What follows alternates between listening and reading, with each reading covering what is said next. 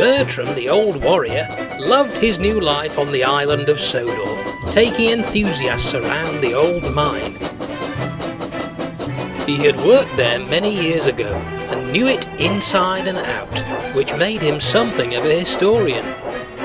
Bertram liked to tell stories about the mine's glory days to the passengers, which they often enjoyed more than the tour itself.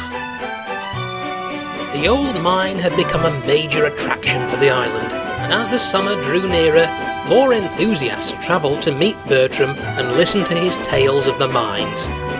The Fat Controller decided that one or two of the other little engines should help Bertram once in a while during the busy season. One day, Sir Handel and Rheneas were asked to help Bertram. Sir Handel was waiting to pull the last train of the day to the mine, but was making an awful fuss. "This is a joke," he said to Rheneas. "We could be pulling real passenger trains right now." "I'm ashamed of you, Sir Handel," Rheneas scolded. "Passengers are passengers, even if it's just to the mine and back. You'd do well to remember that." "You're just an old fuddy-duddy, Rheneas. It's just an old mine. What is there to see?" It's not just an old mine, it's a piece of history. Bertram used to work here, and I don't care if 100 engines worked here. It's a creepy old mine, and I don't want to be anywhere near it. what if the mine closed? Bertram's wisdom would be wasted, and that would never do. Ha! I say this mine should be closed again. The things best be left undisturbed. "Whatever do you mean?" called a familiar voice. Bertram pulled up alongside. Well, He said that we should leave these mines alone, lest we disturb something within, said Rheneas. Bertram chuckled, for he was well acquainted with the awe and apprehension that Sir Handel had for the mine. He had seen it in many of his younger passengers, and, indeed, in himself, many years ago. "I know you don't like being there, but neither did I when I was your age." Sir Handel, not quite believing that the enthusiastic Bertram could ever have possessed one shred of pessimism, scoffed indignantly. There's no way. I bet you were busting to the rivets to start work on your first day. "On the contrary, Sir Handel, I was dreadful. You see, back in those days my temper was as large as the big engines on the main line. I hated working at the mine. It was filthy and loud. All I wanted to do was run away and find a nice countryside line where I could meander leisurely with coaches in tow. But my driver was a tough man and wouldn't take no for an answer.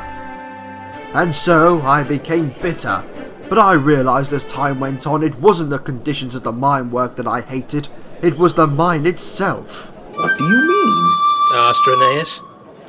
"Well, I realised that what was making me so surely was the fear of the unknown. Even though I could enter the mine, I had no conception of just how far back the mine went on, or how deep it was. It was pitch black inside too, and I was deathly afraid that there might be something inside. One day, I was queuing up the stone trucks to take into the mine to be loaded.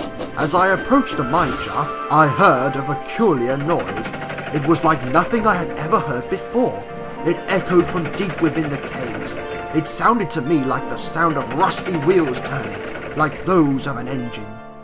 When I told my driver, he looked very grim. "Bertram, you might be onto something there.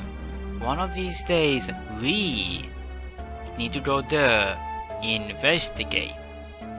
When I questioned him further, he mentioned that there was an engine who worked at the mines before me.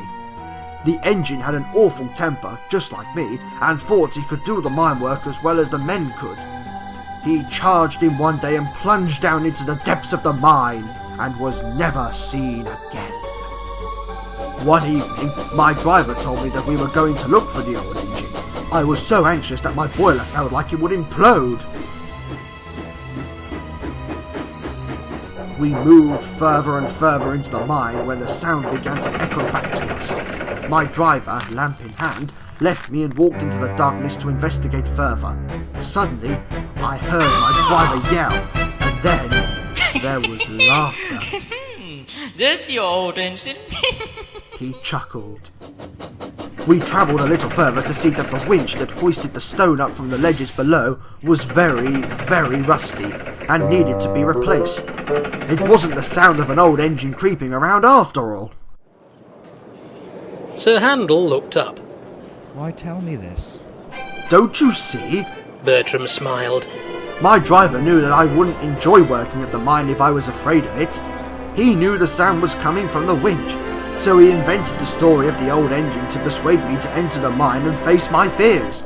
It worked, didn't it? Soon after, I stopped being afraid and began to love my work, and I've never, ever left. That's all it took? Asked Sir Handel. Yes, Sir Handel, that's why I became the Old Warrior. You can trust me that there's nothing to fear in the old mine, that is unless you're afraid of winches. Sir Handel, feeling much better, laughed deeply. I'm sorry I was rude to you and your mine. He said. It's okay. Bertram replied warmly. We're all afraid of something. We just need to realise that if we look into it, we'll find that there's nothing to be afraid of. And that we're actually quite brave too.